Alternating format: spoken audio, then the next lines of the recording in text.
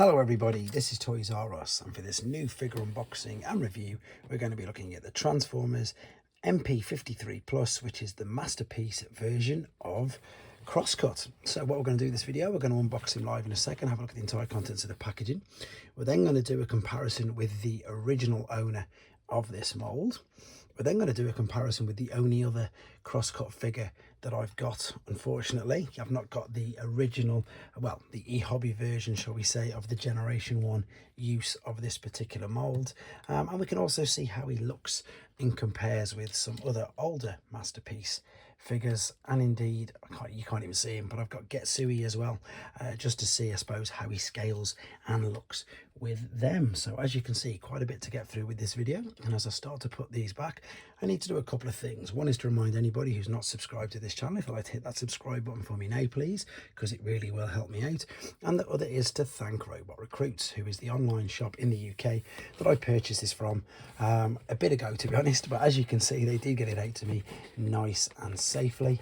And yeah, as I say, let's have a look. So I've already opened it, I've had a little look at it, to be honest. He's also called Senator Crosscut as well, for the full name. There, of course, is the three uses of the mould. We've got reboost, skids and crosscut there, and I do believe we are getting, of course, Dire Burnout, or Burnout, however she's going to be named, very, very soon as well. Now, the reason why I brought this is because, funnily enough, and I'm going to bring this in very quickly, I had not brought a masterpiece figure in years and years and years. I think literally is one of the Datsun brothers was the last ones that I actually brought, and I had a complete hiatus from them. But then I saw this particular figure, and I just like how it looked, and then having an actual go with it, or a little play, shall we say, I was completely drawn back into buying the masterpiece figures. So since then I've brought the train bots, and indeed this fella. So I'm excited for this purely because I pretty much know what to expect. If I'm being completely honest, I love the colour scheme on this guy. I think it just works. I think it looks great. I think in masterpiece colours, as in a masterpiece scale rather, with the fact that it's, you know, upgraded. It's not just your normal plastic. Like, this was a cool version, don't get me wrong, but obviously it's like the IDW take, whereas this, just already I like the look of that. I like the look of the silver, I like the look of how it's reflecting, and indeed the translucent. And now excuse the noise for 2 seconds while I open this up. So yeah, I've not transformed him. This is all I've done. I've just prepped the video ready. So I like the look of exactly that, what he looks like. Yeah, and the mold. So as you can see, we've got beautiful translucent windows, and the good thing is you can't see too much in there. So, you know, there's no visible robot hands. And I don't even think that's the head. You can't really see anything. It's a lovely translucent blue, and unless you're really looking and you're up close, you can't really see any of the parts inside.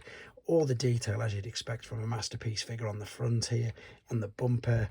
You've got the lovely logo, because again, the best thing about all these masterpiece figures is they are, of course, in line, and they are allowed to, shall we say, use, you know, exactly that. So we've got the Honda licensing for this particular figure, which is brilliant. You can see there Honda City R vehicle, and it's nice that they've got the licenses for all of them. Let's just get rid of the glare there.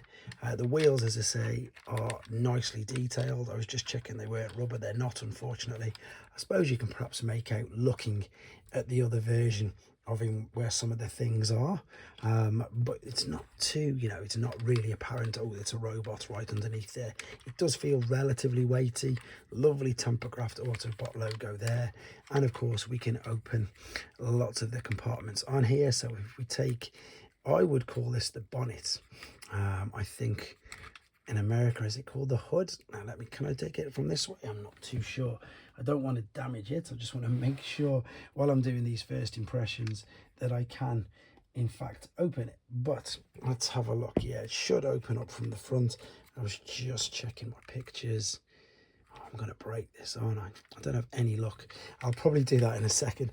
I know that you can open the boot as well, and I know that you can store, oh, it's useless with no nails. There's the boot. You can store some of the weapons in the back. You can store this as well. Hold it into the back like so. That'll fit in there, and you can in fact store some of the other weapons. Oh, close that up like so. which are here. So let me just separate these. And the reason why I like these is because the original figure of Skids came with pretty much 3 accessories as well. Now the chrome on this is popping lovely. Now, I haven't got the original Masterpiece Skids in alternate mode, but as I said, I've got the original Skids mold there, so you can just see the lovely homage to the Generation 1 vehicle. And as I said, unfortunately the e-hobby version of this figure is still eluding me, but as again it's just a redeco and a reuse of the mold via Skids, via Reboost. I don't want to go into too much detail on this because there's the Skids review done as well. I'm just seeing if I can open the doors. Yes, we can, but there's not too much to see there at all. There's no steering wheels or anything like that. Right, I think we've had enough of a decent look at him in his alternate mode. We're going to come back and see him in his robot mode. But very quickly before we do that, I have managed to open this up without pulling it off. It was just really, I suppose, sort of stiff because I said it is a brand new figure. And they've even got the lovely detail there of the engine on the inside. So I just wanted to show you that because it's a nice bit of detailing. So now we will definitely come back and he's going to be in his robot mode. Okay, then we're back, and as you can see, he's in his robot mode ready. Quick apologies, no transformation process on this video. That is for a couple of reasons. One, to keep the main length of the video down, and two, because it's a relatively new figure. Anybody thinking of buying one themselves, I didn't want to ruin it for you. So if you do want to watch it though, you can see the video that will be separately uploaded. Now, again, I don't know what it is about this figure. I just love it. I think the color scheme works so well. Hopefully you can tell on here that we've got like a metallic reflecting silver thighs and a bit on the inside here of the doors. Then we've got like the darker gunmetal grey in the forearms, then indeed another shade of silver towards the top there, and again an even lighter silver on the face. The little blue stripe just down the top makes it fun. Look, just a little touches make it really work. The articulation in the head is of course all the way around, up and down, exactly what you'd expect for a Masterpiece figure. The shoulders will go all the way around out to the side, bicep flexion. We've got a wrist swivel, have we? Or is that just under the shoulder? No, of course we have. We've got a waist swivel.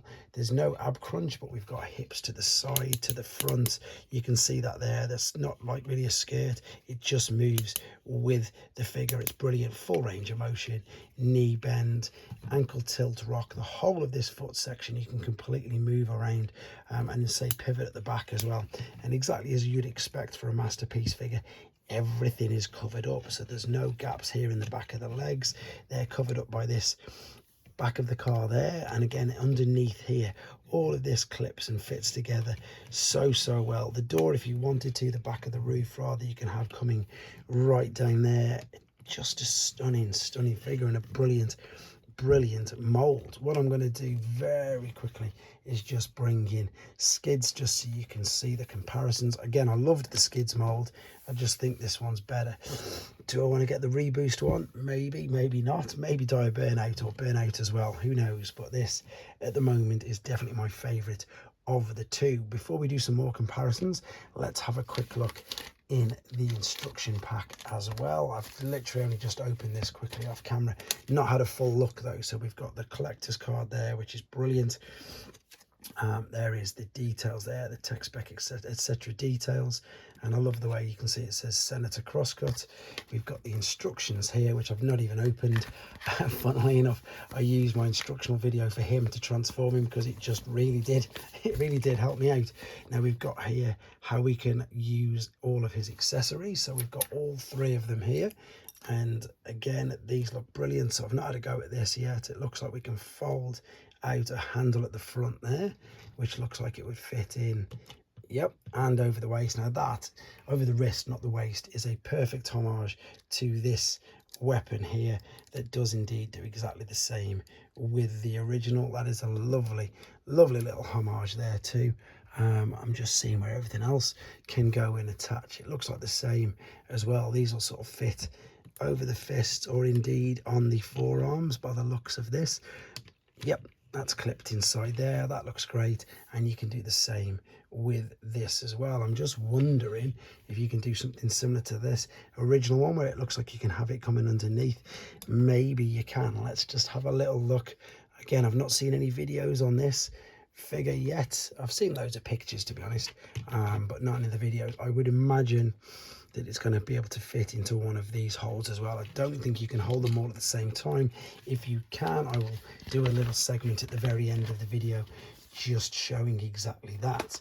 Now, the good thing about these instructions from Takara is even if you can't read and understand Japanese, I like how they put this part here. So that's what it should look from the beginning, from the front, and then you've got the images from the back as well. So you can always check that if yours is looking similar to that, that you've done it pretty much right. However, as I said, I will upload a transformation video as well, nice and detailed. I suppose looking at this, should I perhaps have folded these in? Do they move or not?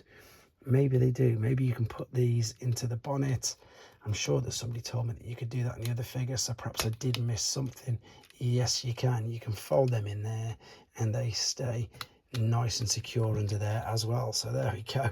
Learning as I'm going through this. It's just a great figure, and the chrome on here is just a brilliant homage back to the G1 figure as well.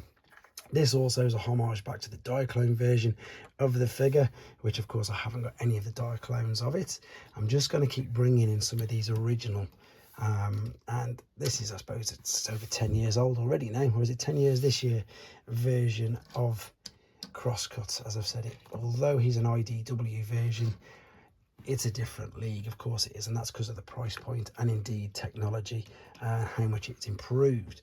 But let's have a look at how he displays with regards to some other masterpiece figures. So in fact, I'll keep skids there.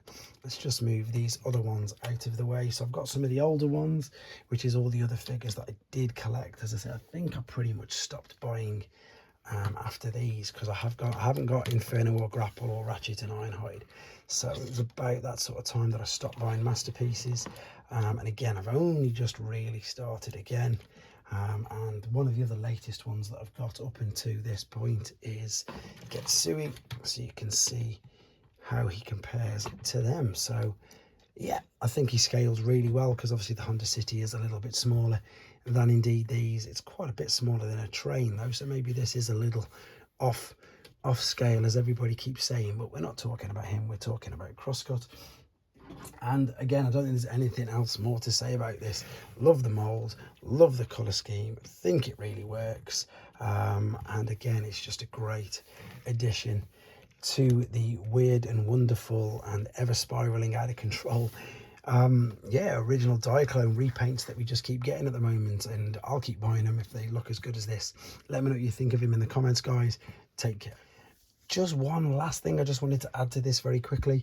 What I've done is I have put the twin blaster from Crosscut, as you can see, into Skid's hands here, and that's just an easier way to have all of his accessories out at the same time, because of course this figure does in fact obviously share the same mold. So that's what I've done. So they're all out, and to be fair, it just gives, I think, this one just a little bit more of a G1 sort of style feel.